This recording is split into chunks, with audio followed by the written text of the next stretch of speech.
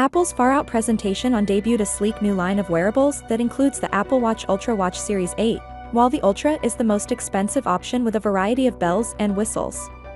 The Series 8 is probably one of the smallest updates I've seen in years, with literally only 2 changes compared to the Series 7, the new car crash detection feature and the new body temperature sensor for women ovulation tracking. That's it. Even the new S8 inside new Apple Watch is basically the same chip as S7 in last year's.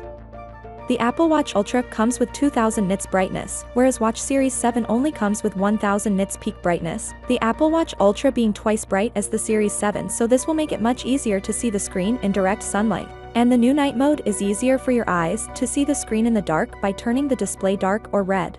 The new Apple Watch Ultra comes with a brand new design with a strong yet lightweight titanium 49mm casing, which features a new producing crown guard on the right side. A total of 3 microphones with beamforming for a better vocal clarity and wind resistance. A new dual speakers that's 40% louder than the Watch S7. The Ultra also has an 86 decibel siren with a unique sound. That means people would be able to hear you from 180 meters away. That could be a life-deceiving feature. Apple Watch Series 8 has everything that you love in the Series 7. Both have a blood oxygen sensor, electrical hot sensor, and 3rd generation optical sensor.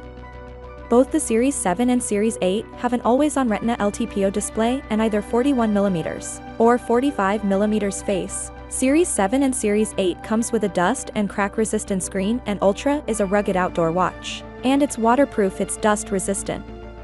If you're a swimmer, then close your eyes and get the Watch Ultra, because Apple gave couple of new features for divers. And you can up to 100 meter, but Watch Series 8 only gives you 50 meter support and no other features for divers.